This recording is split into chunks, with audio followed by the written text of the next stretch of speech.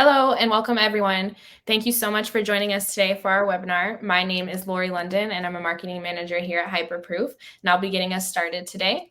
Our topic is understanding what the new ISO 27002 and future ISO 27001 updates mean for you. The content today will be presented by Danny Manimbo, Principal ISO Practice Director from Schellman, and Aiden Collins from Hyperproof. A bit of housekeeping points before we get started.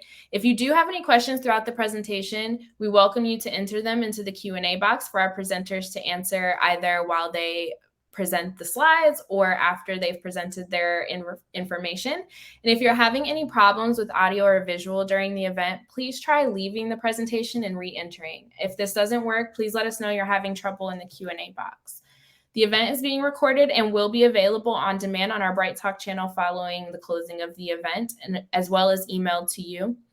Attendees will receive an email with a link to the on-demand event, as well as a link to some additional resources for you to use after the event. Aiden, take the floor.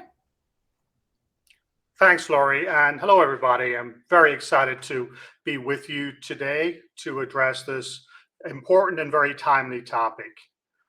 I'm joined this morning by Danny Manimbo from Schellman, as Lori indicated.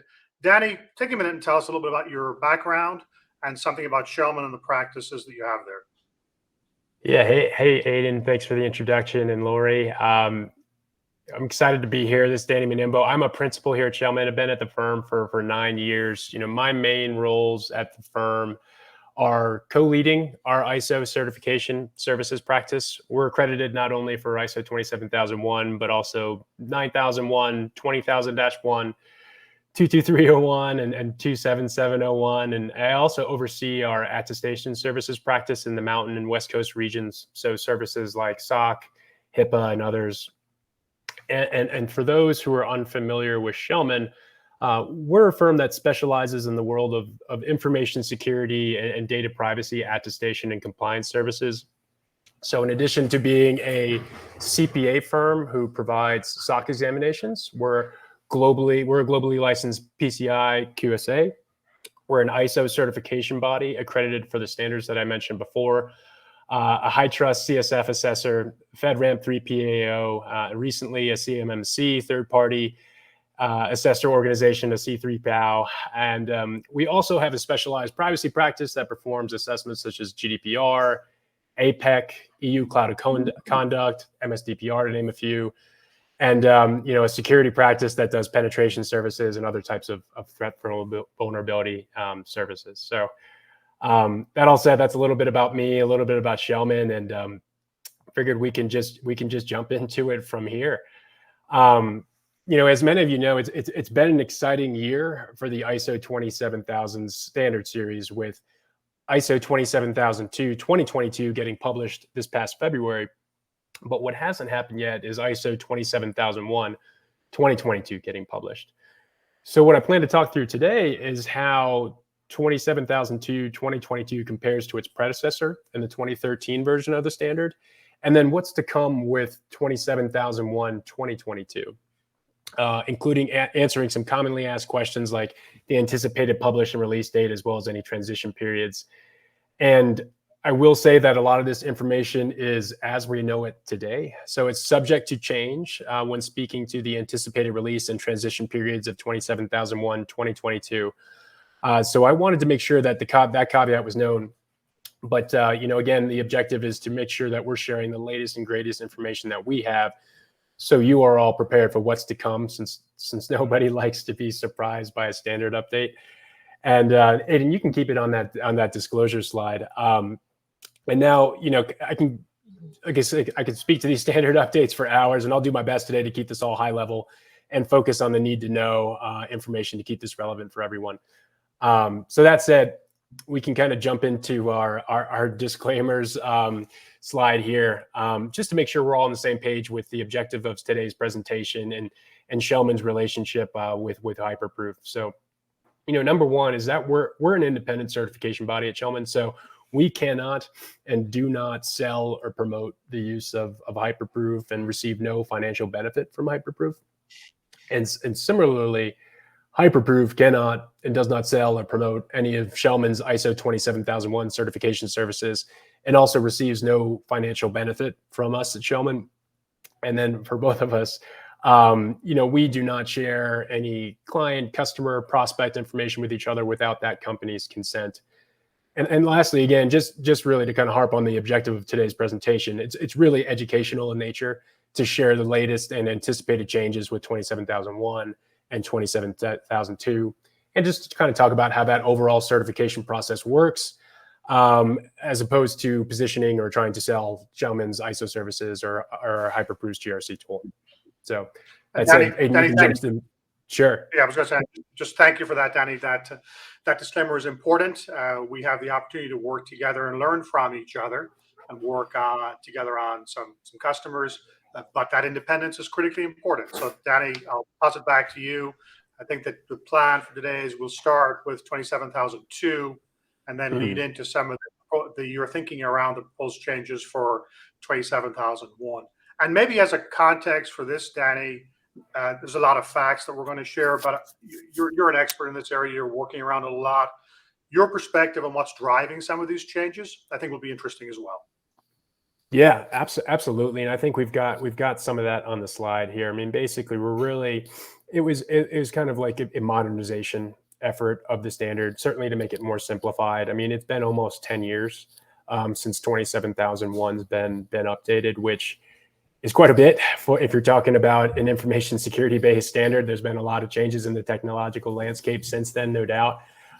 So that's certainly one of the main drivers of this is just, over time, these standards, they tend to get, certain language in them tends to get obsolete. It falls out of the times with current technology, et cetera. But, kind of at a high level, the biggest change introduced with this new version of the standard was that structure of the control set itself. The new standard is structured around 4 clauses, which categorizes the underlying controls into what are referred to as themes or clauses. And those are referred to as, there's 4 of them. You have people controls, which is clause 6. And for those familiar with 2013, I'll kind of refer to some of the controls that would actually relate to this new clause from that version of the standard. So there's 8 controls in clause 6, and this has controls from domains like A7 of the 2013 version of the standard. You have physical controls in clause 7. This contains 14 controls from domains like A11 of the 2013 version of the standard. And then you have the 2 bigger clauses in clauses 8 and 5. 8 is technological. This has 34 controls from ITGC domains like, A9, A12, A14 from the 2013 version of the standard. And then everything else falls into what's called the organizational clause or clause 5, 37 total controls in this. So another big one, containing controls from basically all the other domains I didn't mention before, A5, A6, A7, A8, 15, et cetera. So that focus now on those 4 themes is a pivot away from that traditional control objective format that we're used to seeing in the 2013 version of the standard, where you had controls, categorized into those 14 domains in A5 through A18. So Aiden, as I was mentioning before, I mean, really what we're trying to do here is modernize, simplify, and make more versatile the control set of 27002, where you had over 50 controls from that 2013 version of the standard that were merged in 27002, 2022 for simplification, ease of use, and then we're also removing outdated references to things like obsolete technologies, which, like I said, is just bound to happen over that amount of time. So yeah, it's interesting, Danny. Go ahead. I'm just going to maybe ask for a clarification on that. When we talk to some of our customers, I think there's the often sense that the 27000 series are onerous. And part of that was, I think, just the structure of those multiple domains that were there before. So this feels like a simplification. That, I think, is good. And it also brings to mind some of the changes we're seeing in other frameworks. I think of PCI DSS, for instance. With the 4.0 version of that coming out, we're also seeing a simplification and a recategorization of those controls. So that feels like a theme across some of the more complex compliance frameworks, and one that I think is certainly welcomed by many of our customers.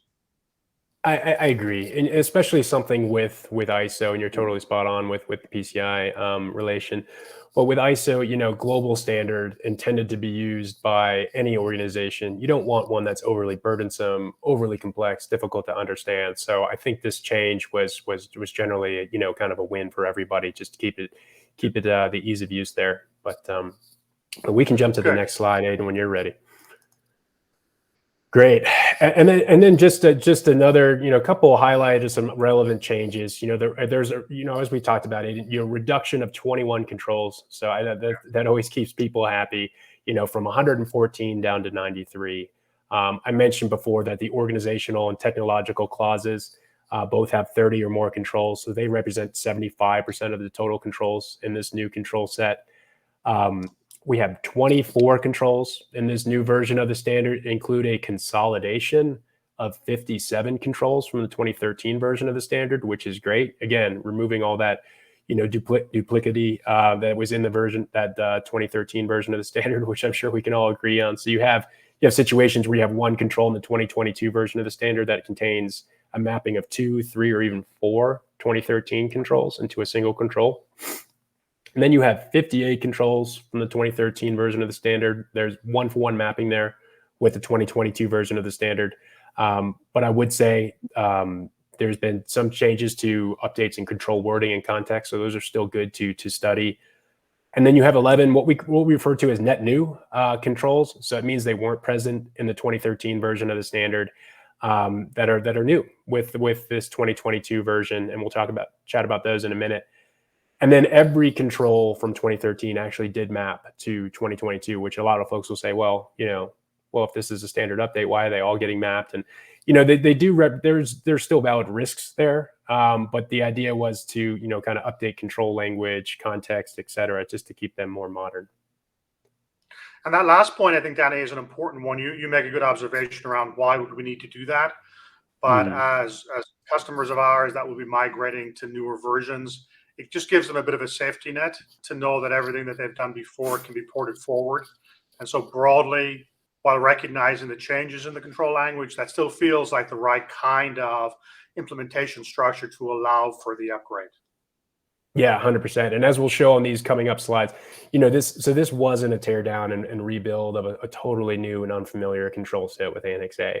The mappings, which we'll chat about, thankfully ISO has done the heavy lifting for us there. What we're looking at on this slide is actually Annex B from the 2022 version of 27002, which does a two-way mapping from new to old and old to new. So this is really, doing that mapping is often, kind of the most onerous part of a transition period and can take the most time. And maybe one organization has a mapping that differs from another, et cetera. So by ISO getting ahead of that and doing this on their end, it really kind of facilitates this process. And just to kind of chat through this graphic, we have two tables, both from Annex B, I mentioned, of 27002. And what we show is the table at the top shows 2022 on the left hand side of the column to 2013. And then the table at the bottom shows the opposite. We're looking at 2013 to 2022.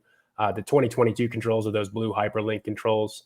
So from the first row of the table at the top, you can already see an example of some of that consolidation I was referring to, Aiden, where you have two controls from 2013 and 511 and 512 are now merged into a single 2022 control in just 5.1 and 2022. Yeah, and that's a good example, I think, both of the consolidation and one that makes sense, right? If you look at the content there, grouping those things together seems to make a lot of sense and feels like a reasonable kind of update. Very much agreed. And we alluded to the 11 net new controls. So here they are. Again, meaning these are not present at all in the 2013 version of the standard. And for the sake of time, I won't do a deep dive on all 11 of these, but on the surface, I don't think any of these controls should represent totally foreign areas to anyone, and are representative of some of the modernization that's been introduced with the new version of 27002. So, and the one thing is that, a lot of folks are saying, well, how much effort is this going to take? What about the new controls and things like that? And if your ISMS has been staying up to date with, technology, regulation, et cetera, it's going to be well positioned to absorb this update. because if you look at some of the control titles here, things like secure coding, configuration management, these are not new terms to any organizations out there with mature security programs. And certainly since, what we've all experienced since the spring of 2020, ICT readiness for business continuity has been a major focus for a lot of companies, or just about every company, I should say, as traditional, in-office work environments were disrupted, shifting everybody to this hybrid or totally work from home workforce. So you can kind of see how some of those recent and relevant, updates out in the environment have kind of been translated into what we're seeing with some of these new changes. Yeah, and I think you characterize it well, Danny. While these may be net new controls in the standard, what many customers were doing, many organizations were doing, were having these kinds of controls in other controls within the previous standard.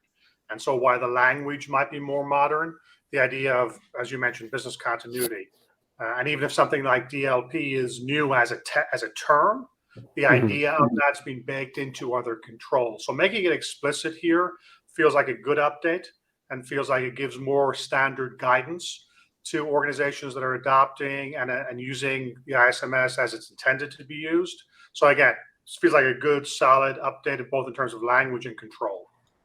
Yeah, and agreed. And for folks who maybe just like I said, a little uneasy or worried about the new controls, just because they haven't been audited before or formally called out in the standard. I mean, 27002 has a lot of tools that we're not necessarily going to have time to get into today, but around how to implement these controls, what's the purpose of the control, to really kind of, help organizations steer them in terms of how that might be implemented on their side as it relates to their organization. Because these controls, they're kept, intentionally broad. You want them to be able to be implemented in a variety of ways based on your industry, technology you use, et cetera. So. All right, and then so we've got another visual on this slide. We've got two tables stacked vertically. The one at the top with the orange header is the 27002 2013 control set that we're all familiar with, right? It has those 14 control domains in A5 through A18. And then we have the underlying control counts in parentheses. So you have the 114 total controls. And then what we wanted to do at the table at the bottom in the purple was to show that simplified now control set with 27002 2013 or 2022, I'm sorry, which simplifies. You've got the 93 controls total, but simplified into the four main clauses. So hopefully that kind of helps bring to life some of the consolidation efforts with the new version of the standard.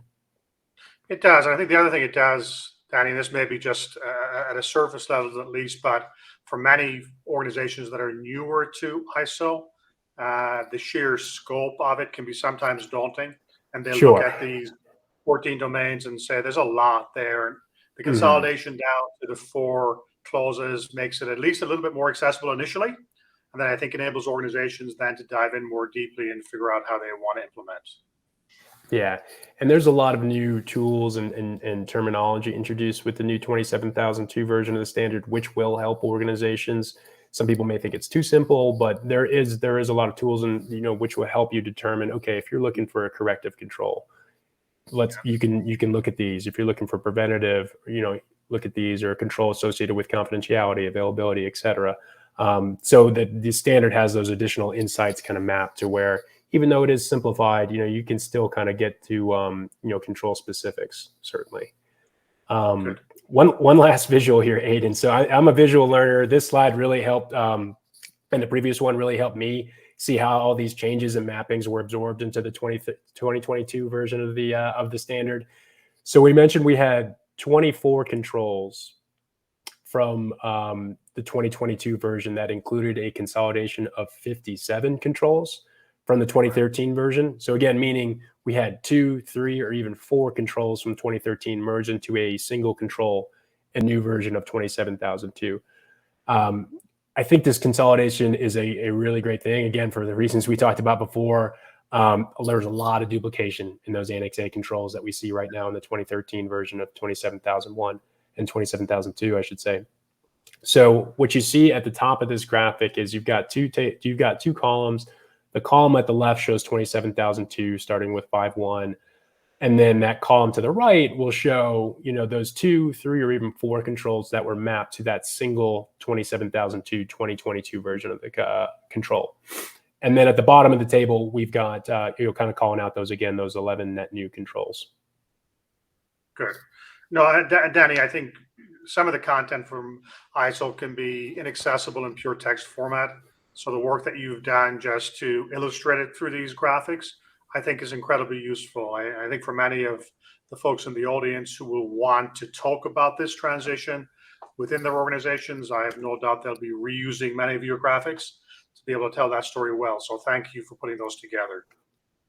Oh, sure. I mean, and that's our main goal, right? At Schellman, obviously we're in client services, but we're really, since we are, experts in the field, one of our objectives is really just to make sure that we are educating the public, not only our clients, but the public on what to expect with these standards, to make sure that, we're making sure that the updates are clear. We're kind of breaking down them in a way that makes sense to us. So we certainly, hope this is helpful for folks. Good. So let's now switch, and for those that know ISO well, this will be an easy transition. But just maybe for some of the newer folks, Danny, on the call, the distinction between 27001 and 27002 might be useful just to clarify that.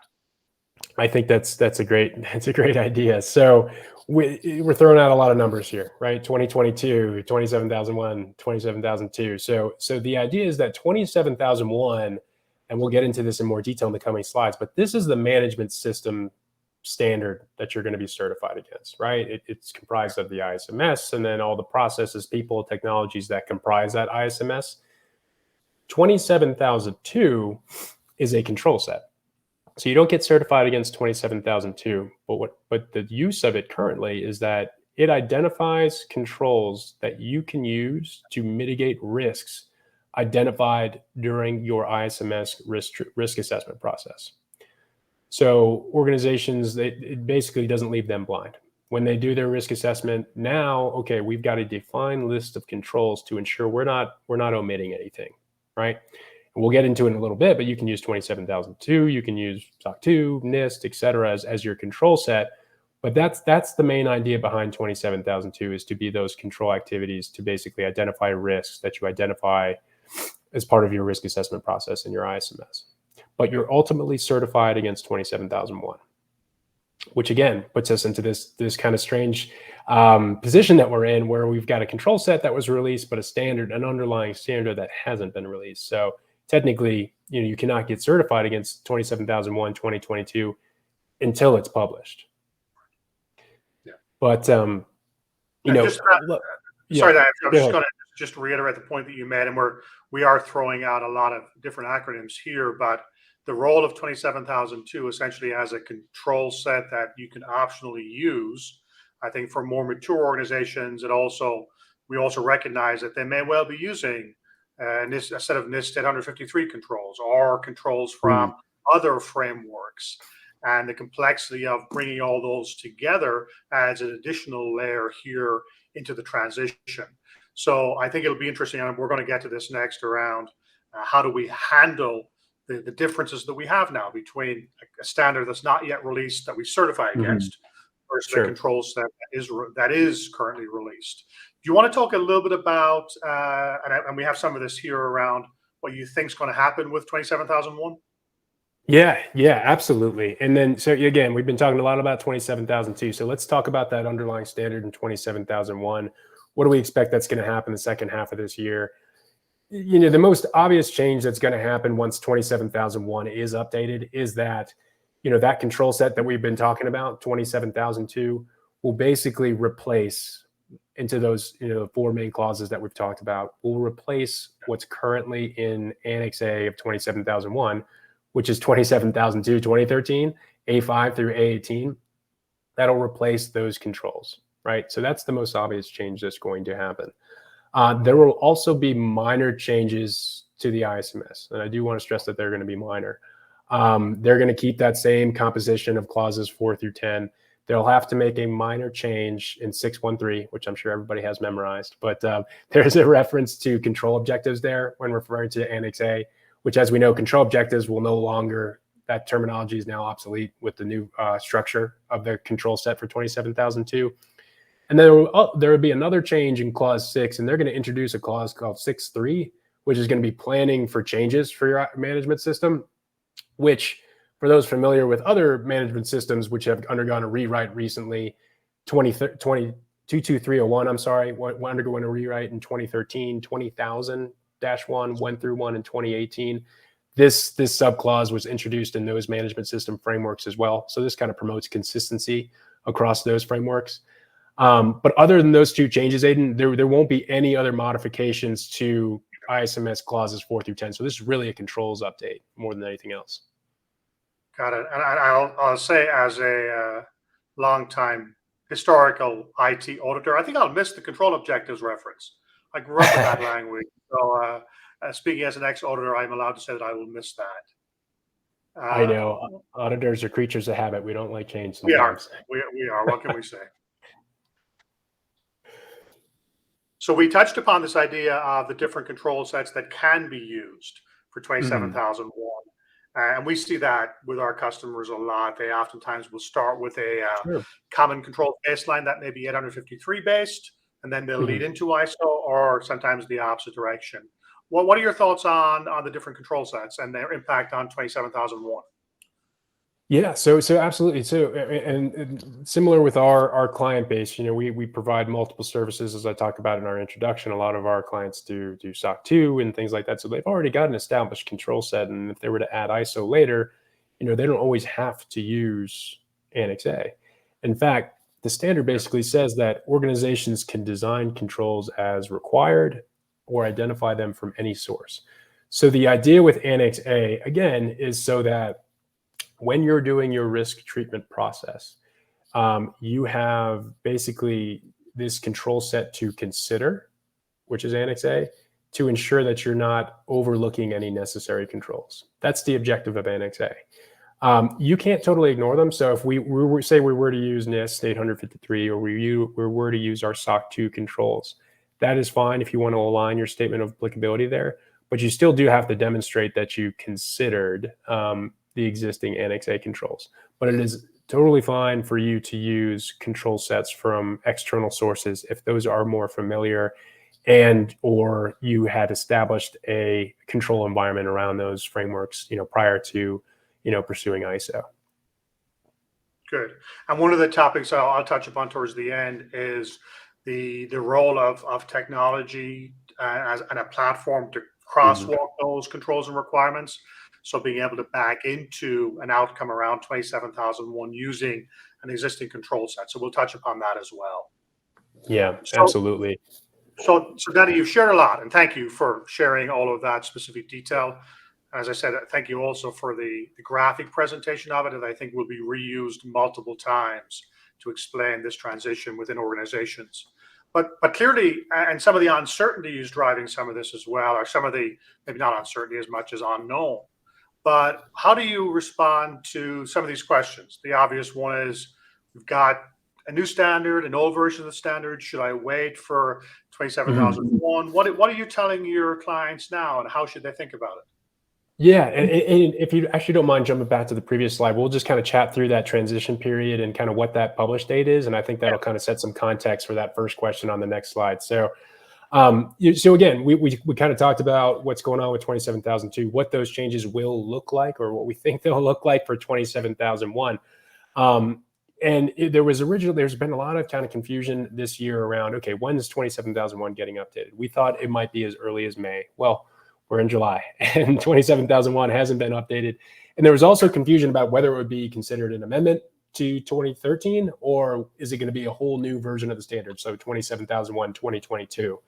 What we know now is that it's not going to be considered an amendment, and it will represent a new version of the standard. So it will be 27001, 2022. We've actually exceeded the maximum number of amendments for 27001 as a published standard anyways in the 2013 version. And it does appear, and it's going to be Q4.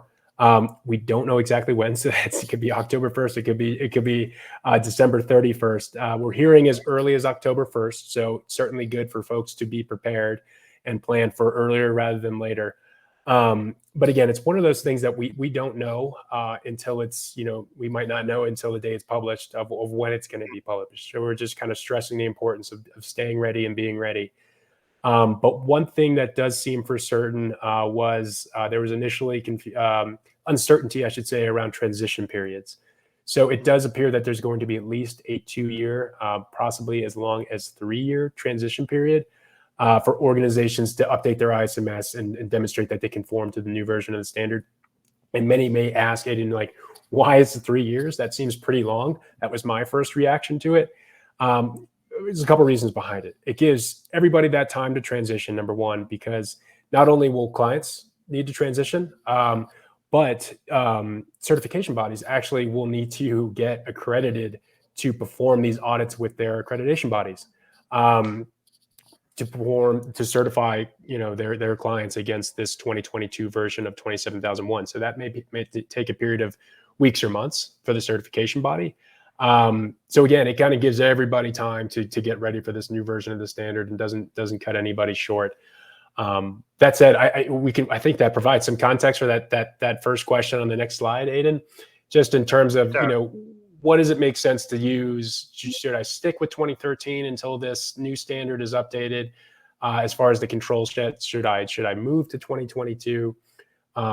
I will clarify again that you can't be certified against 27001 2022 until that standard is officially published. But what you can do now is, if you are ready, nothing's stopping you from using that new control set. As Aiden mentioned, and as I mentioned, you're free to use any control set you'd like when establishing your management system. Since that 27002 control set's been published in February, it's an established control set. It's out there. You're free to use it if you're comfortable with it, right? I mean, just the main consideration until 2022 of 27001 is published is you just need to demonstrate that you're considering those current controls in 27001 and A5 through A18, which should be a fairly easy task given that mapping is there for you already. Yeah. And Danny, just a tactical question. During that transition period, when 27001 2022 is out, but we still have customers and organizations that are on the 2013, can they get certified against either version of that standard during that transition period? Yeah, so if I understand your question right, somebody's trying to get certified for the first time and they're wondering, they want to pursue 2013 versus 2022. As far as we understand it, Aiden, is that you can choose either path. So even if you're new, it's not only for existing folks who are certified in terms of the transition period applying to them. If you're new, you can still take advantage of that same transition period. That would be there for an existing certified organization. Good. And that's useful, I think, for organizations that may either be, as you said, pursuing an initial certification, and maybe they're well along the path, and why the change to 2022 may not be huge in the actual substance of it. There can be some organizational change around it, so keeping the noise down gives them the opportunity to stay on the current path, and if they choose and when they choose, they can move to the 2022 as well. Good. That's a useful. Sure. It gives a little bit more comfort around it. And so then that obviously leads to the question around, as they're moving to 2022, then you've talked about some of the content changes. What are you suggesting to your clients around key differences that they'll need to consider around the ISMS activities and documentation as they get ready for 2022? Of course, and those are some of the biggest considerations, certainly with this new version of the standards. How do I demonstrate to internal audit to external audit that we've done this and now we're in conformance with the new version of the standard? So you got two perspectives, right? You got the control side and you got the ISMS side. So with the controls, I mean, fairly straightforward. Again, those mappings are out there. You'd certainly want to make sure you're removing any references to 2013 version of the controls, and also demonstrating the implementation of those 11 net new controls that we spoke about. And on the ISMS side, you'd want to ensure that your key ISMS activities and supporting documentation, so think risk assessment, risk treatment, statement of applicability, internal audit, have all been updated, refreshed, et cetera, to account for the new controls. And you'd also want to make sure that things like your scope statement or anything else that syncs up to the 2013 version of the standard, is updated for 2022, and that the ISMS also considers that new subclause in 6.3, planning for changes. And a lot of folks have asked Aiden, well, does our internal audit now need to audit all 94 or 93, controls in that new 27002 version of the standard? You can if you want, but you don't have to. As far as like way we would approach it is, we know, you've got those controls for the most part, the ones that map, right? Because that mapping is established and is there, and you've been certified. Those controls are already in place. The main focus of us coming in would be to assess, okay, what about those 11 net new controls? Because if we're going to certify you now against a 2022 version of 27001, we would have to ensure that those 11 net new controls have been implemented, right? And you're meeting all the requirements of the standard.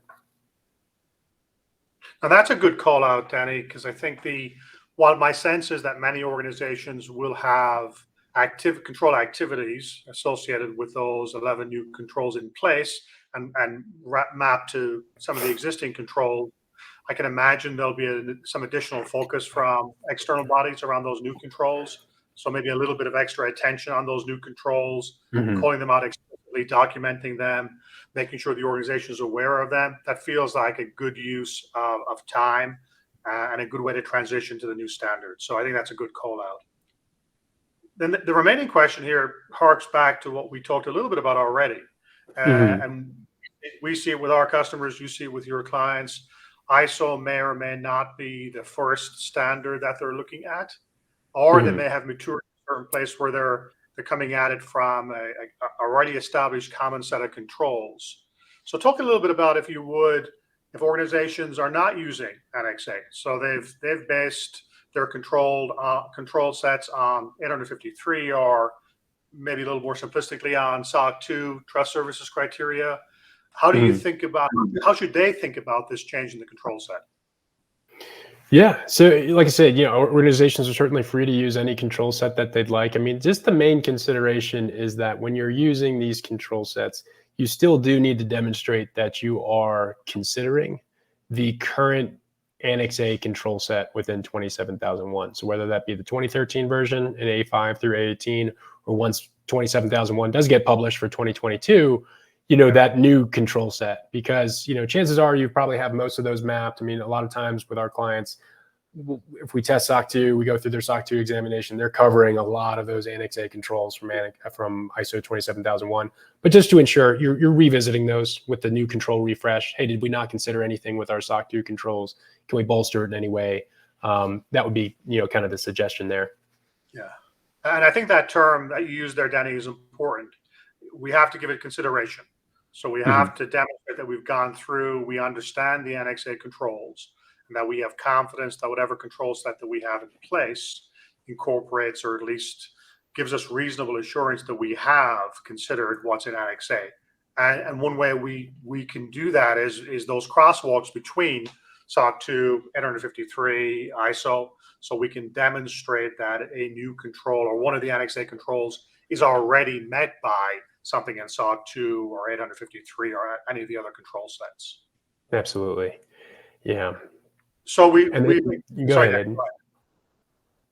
I was just going to say, so we've talked through, kind of what those standard changes look like, anticipated and already published. So what we're going to do this next session, Aiden, was just kind of chat through, okay, well, how do I actually get certified? What does that process look like, over the 3-year cycle? How long does it take? And then Aiden, I'm going to pass it to you to kind of chat through, well, during that implementation and that maintenance process of your management system, how do GRC tools help me, in terms of keeping up with standard updates, transitions, multiple frameworks, et cetera. So what I'll do is, we've kind of broken this down into different steps.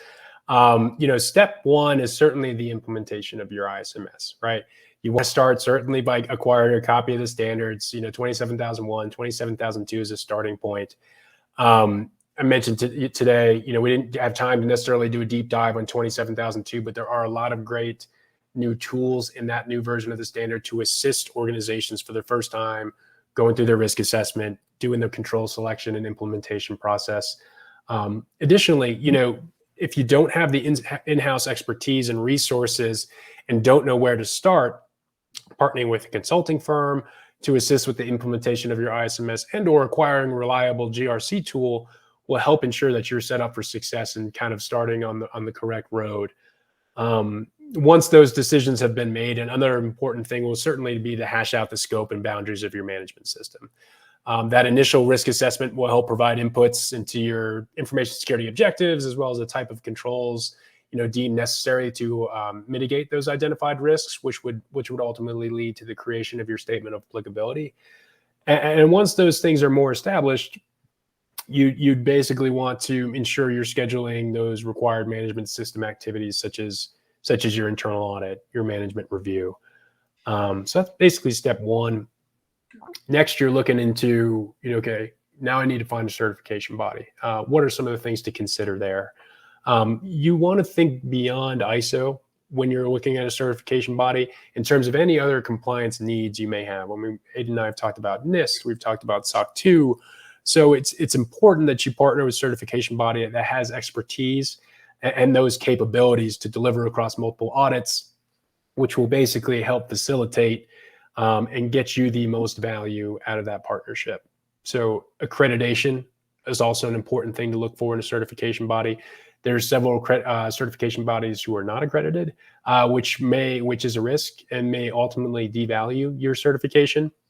Because accreditation, what it does is it really ensures the competence and reliability of your CB, and as a result, basically promotes more confidence in the marketplace over your certification. So accreditation, for those who aren't familiar, it's a voluntary process for certification bodies and subjects them to evaluations by an accreditation body. So you have auditors auditing auditors. So insert your audit joke there, but you basically want to ensure that the certification body is performing their audits and maintaining their own management systems in accordance with the requirements of the related ISO standards.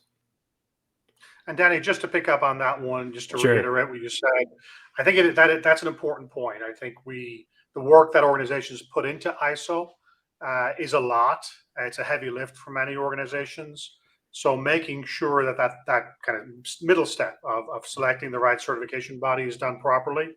And I'll say good things about Schellman just for a second. You guys have an awesome reputation and have established kind of the high bar in this work. And so I would encourage anybody to make sure that they're looking for organizations that have that level of expertise and accreditation that you bring out. And then the second piece, just to reiterate what you said, making sure that the service provider that you're selecting understands the breadth of audit and compliance work that you want to do. That allows them to advise you and help you understand how to optimize whatever activities you're doing.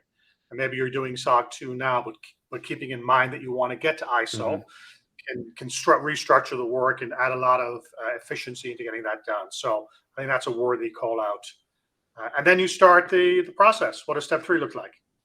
Yeah, so you start the process at that point, and basically you'll go into what's called that initial certification process. And year one is a unique year in that it's a multi-phase audit. It's the only multi-phase audit of your 3-year certification process. It begins with what's referred to as a stage 1, which is when we're assessing the overall design of your management system. So think of it as a documentation review to ensure that your management system, your ISMS, is designed to meet clauses 4 through 10 of the standard, and that you're ready to undergo a stage 2. It's generally a shorter review of maybe 2 days, where the audit team, you're reviewing things like scoping documentation, policies, procedures, the initial risk assessment, just to make sure we're getting comfort with how the ISMS was established, the current scope, and whether certain ISMS activities, what we refer to in step 1, your internal audit, management review, have either occurred or are planned to occur before that stage 2. And the next stage is your stage 2. This is generally a 2-week process. So whereas that stage 1 was around 2 days, it may vary just depending on the size of your organization and your scope. But during this review, we're now looking at the operational effectiveness of your management system. So we talked about looking at design in stage 1. So now we're looking at output of key ISMS activities like the internal audit and management review, the results of those activities, confirming any findings from stage 1 have been remediated, and assessing the implementation of all those Annex A controls we've been talking about for the first half of the presentation, selected as applicable within your SOA. And that stage 1, stage 2 process should be familiar to anybody that's gone through a SOC 2, where there's the type 1 view of are the controls Exactly. well designed, and then stage 2, type 2, are they well implemented? So following on from there, what happens next? Yeah, that's a great tie-in, Aiden. And I'll go quicker through here because I want to make sure we have time to get some questions. But so following this completion of your stage 2 reviews in step 4 here, and once you've addressed nonconformity reports and kind of worked with your certification body there, basically your final deliverable is the ISO certification. That cert is valid for a 3-year term, and it doesn't mean we basically kind of wave goodbye for 3 years and kind of see you later. It's basically what we do is what leads us to step 5 is we come into what's referred to as surveillance reviews in years 2 and 3. Think of these as check-ins just to make sure they're once a year, and you want to make sure that the management system continues to meet the requirements of the standard, that any changes introduced through your management system, changes to scope, changes to locations, et cetera, are assessed by the audit team. And then basically what we'll do is, assess a higher risk subset of Annex A controls. So not all 93 or not all 114, depending on what version of the standard we're looking at, but a subset of them, because surveillance reviews are not intended to be full system audits like a stage 2. The standard only provides us with 1/3 of the amount of time to do a surveillance than it does for the initial certification review. So they're meant to be more focused, focusing on kind of the key operational aspects of your ISMS. And then your certificate can be updated following the result of your surveillance if you had updates to scope, et cetera. And then in step 6, Aiden, what happens is, you've done your 2 surveillance reviews. Now you're up for your recertification, it's called, where we would basically refresh and reissue your cert for another 3-year term. But before we do that, it's actually a full system audit. So whereas a surveillance was kind of a check-in for a week, this is a full system audit. Generally takes around 2 weeks. Again, it could vary depending on the size of your scope. And then upon successful completion of that process, we would reissue your cert for 3 years, another 3 years, I should say. And then the cycle kind of just indefinitely repeats itself. You have 2 surveillance followed by a recert. And Danny, we've had actually a question on the surveillance Sure. review. Yeah. What would your advice be to organizations that have gone through this? They know that they'll be working with you in years 2 and 3. How can they be best prepared for the surveillance work that you're doing? Any best practices that you might suggest to them?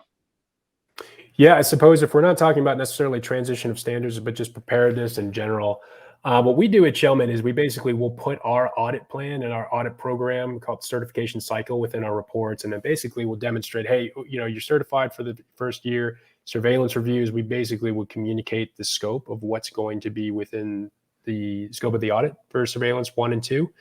And we could say, we're going to focus in on these controls. We're going to focus in on these locations. And what it does is it gives organizations time to prepare, time to get ready for what that surveillance review will look like. We'll communicate how many audit days it'll take. So I'd say really just communicating with your certification body there. But there should be an established plan in place, just like organizations will have an established internal audit program or plan as far as, kind of the focus of those external surveillance reviews. Good. That's good advice. So I think there's often a sense, maybe not unnecessarily untrue, that the effort involved with ISO is big. It takes a lot of time. So talk a little bit about how long does it all take? Yeah, so we think that ISO for all the standards that we work with which at Schellman, probably one of the longer and more labor intensive ones to implement, just because of the documentation and kind of that there's the scoping efforts and all the requirements that are laid out with the standard. So for steps 1 and 2, if you recall in the previous slide, that was your ISMS implementation and the CB selection. Kind of not to dodge the question or answer the question fully, but it really kind of depends on your readiness, your commitment, any deadlines that might be in place. So this could be years, this could be months. It just kind of depends on that level of dedication to the establishment of that ISMS. But when we're talking about steps 3 and 4, kind of that initial certification process, we generally plan for at least a month, of planning in between each stage to make sure everyone's prepared. Request lists go out to the client. Folks are, getting logistics and able to pull evidence, et cetera, for the audit. In between stage 1 and stage 2 at Schellman, we generally space those out around 6 to 8 weeks. just to ensure that we're not rushed and our clients have enough time to remediate findings that come out of the stage 1 prior to the stage 2, as there's no real point in starting a stage 2 if we know kind of the result of the stage 1 was that there's a lot of gaps to be filled with that foundational ISMS that would lead to further issues in the stage 2 if we were to begin it sooner. And it also allows sufficient time for activities that may not have occurred by the stage 1 to occur, management system activities such as your internal audit and management review. And then following stage 2, Aiden, you can be certified in 4 to 8 weeks. It just kind of depends on the results. If you have a clean, quote unquote, stage 2, no findings, that 4 to 8 week window does build in remediation time from the client. So if you don't need to remediate, you can kind of jump more forward to probably closer to that 4 week window. But if there are findings, again, there may be some remediation time necessary because we can't certify anybody till we're confident that they meet all the requirements of the standard, which would mean, addressing the nonconformities addressed. Yeah, I think that's helpful in terms of giving organizations a sense of how they want to plan and what they'll need to plan for. So that's incredibly useful. So, Danny, thank you for a lot of that really valuable content, and again, the presentation of it.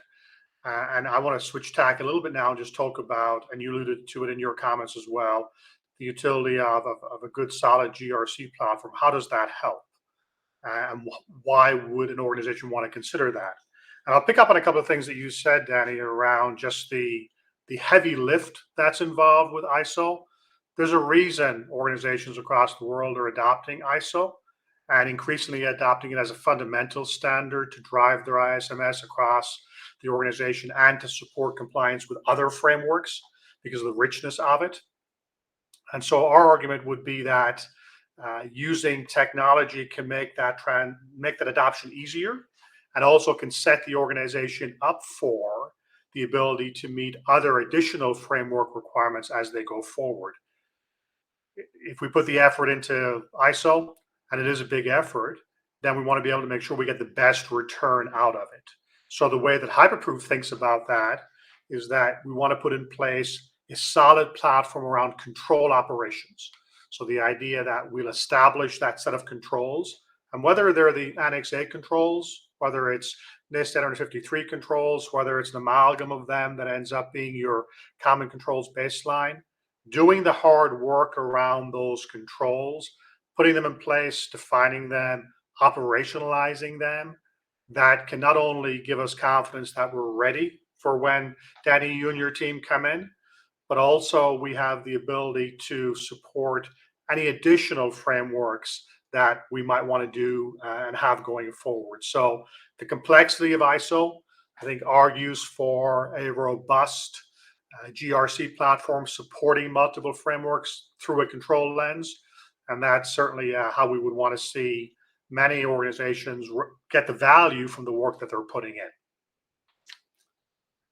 Danny, there's been a couple of additional questions. If you don't mind, I'd like to share them with you. Sure. And from the audience around as they get started.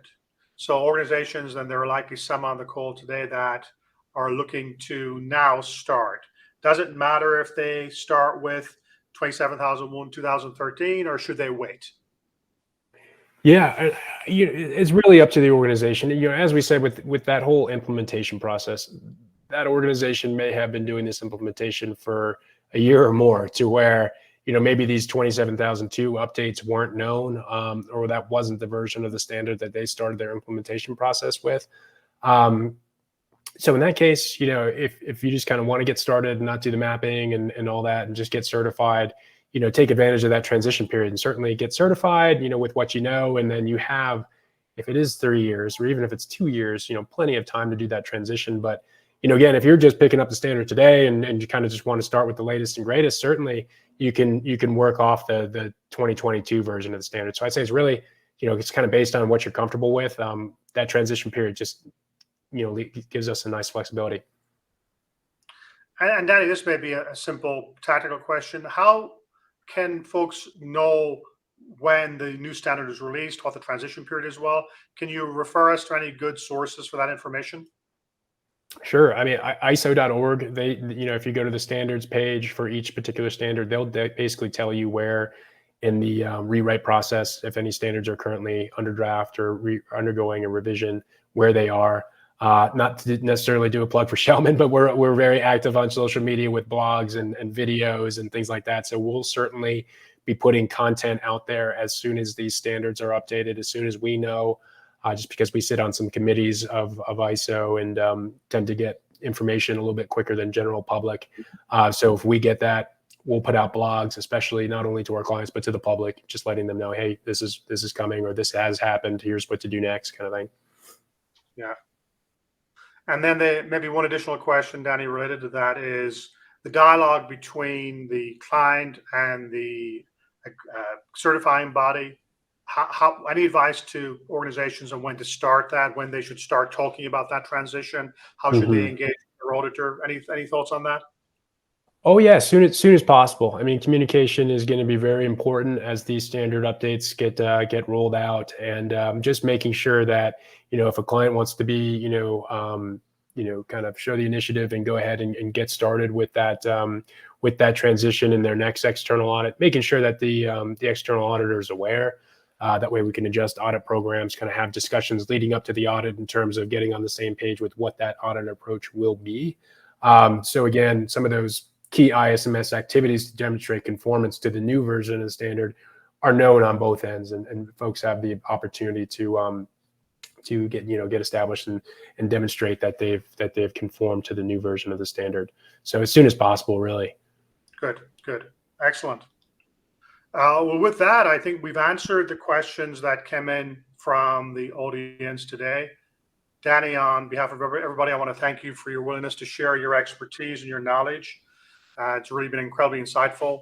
Don't be surprised when you see your slides reused multiple times. They'll come back and you'll see them at some customer presentation. It'll be a validation of the good work that you've done. Thank you. Let me also thank the audience for taking the time to be with us today. Hopefully you found this to be informative.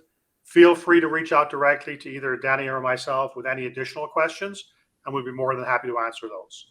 With that, I think we're ready to sign off. Thanks, everybody. Thank you so much. And as we mentioned at the beginning of the presentation, we will be sending out an email with a link to the recording of this presentation, as well as our Bright Talk channel, where you can access any of our other webinars. Thank you all so much, and I hope you have a great rest of your day.